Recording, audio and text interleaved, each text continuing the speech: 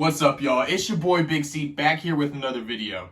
Coming up on March 7th, we got the NBA All-Star Game for 2021, and although this NBA season has been very unconventional, we'll have a show like no other when it comes to the NBA on the night of March 7th, and many of the NBA's best players ended up making to the All-Star Game this year, but there are also some players that maybe should have made the game this year that didn't, and so I'm going to give you guys 5 of my biggest All-Star snubs for the 2021 NBA All-Star Game.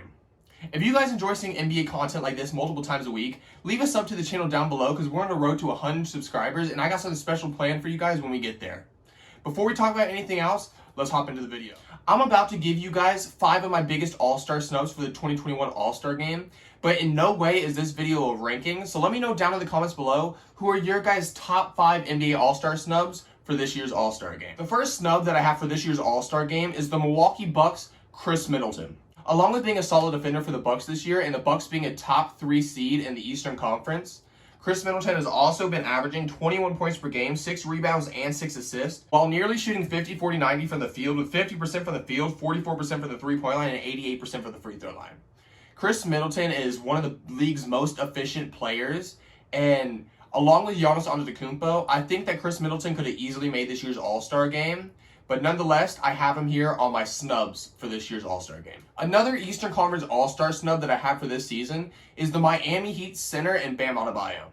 When Jimmy Butler was out for the majority of the games to start the season, Bam Adebayo was just on an absolute tear. And once Jimmy Butler came back, Bam continued to play as solid as ever, and the Miami Heat are now a playoff team once again in the Eastern Conference thanks to the extra 19 points per game, 10 rebounds, and 5 assists that Bam Adebayo provides for the team nightly, along with shooting 56% from the field, 33% from the three-point line, and 85% from the free throw line. Along with these offensive numbers, Bam Adebayo is also one of the best defensive centers that we have in the league, and he could have easily made it into the Eastern Conference All-Star Game as a center over players like Nikola Vucevic. Moving on to the Western Conference, I have Demar Derozan of the San Antonio Spurs.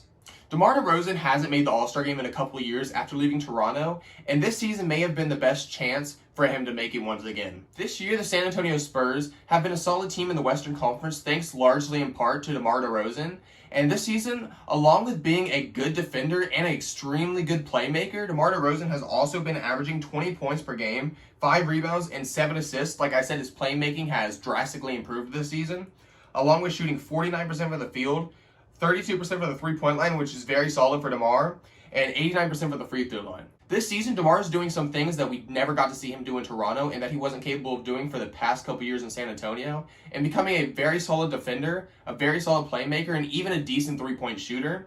And this season in the Western Conference, although the Western Conference is stacked, DeMar DeRozan most likely could have made it into the All-Star Game this year. My second to last All-Star snub for the 2020 NBA All-Star Game and my last Western Conference snub is Brandon Ingram of the New Orleans Pelicans. Brandon Ingram is one of the best young players that we have in the league, and next to Zion Williamson on the Pelicans, both of these two super young players probably could have made it into the All-Star Game this year. Brandon Ingram has improved even more from last year when he was a most improved player candidate, averaging 24 points per game, 5 rebounds, and 5 assists, while shooting extremely efficient with 47% from the field, 38% from the three-point line, and nearly 90% from the free throw line. Over the first several years of his career, every season Brandon Ingram seems to be improving his game, and it wouldn't surprise me in the future after some of the stars in the Western Conference retire, Brandon Ingram is a perennial Western Conference All-Star. My final All-Star snub for today's video is maybe the most controversial All-Star snub on this list, and Trey Young of the Atlanta Hawks. The Atlanta Hawks this season have gotten off to a slow start when many people expected them to be a playoff lock in the Eastern Conference this season. And even Trey Young started off this season very slowly, but he's been playing like a top point guard in the NBA as of late, although his defense, like we all know, isn't really there. Trey Young is one of the best scorers that we have in the NBA, averaging 26 points per game, 4 rebounds, and 10 assists, while shooting 43% from the field, 37% from the three-point line, and nearly 90% from the free throw line. On this list, Trey Young is the player that I was most surprised didn't make the All-Star Game this season after being an All-Star starter just last year in the Eastern Conference. But this is most likely largely in part to the NBA great Steve Nash calling out Trey Young's game earlier in the season and saying that the amount of questionable fouls that he draws nightly just isn't proper basketball. Okay guys, I hope you guys enjoyed the video. Like I said earlier, let me know down in the comments below who you guys would put on this list as your biggest All-Star snubs.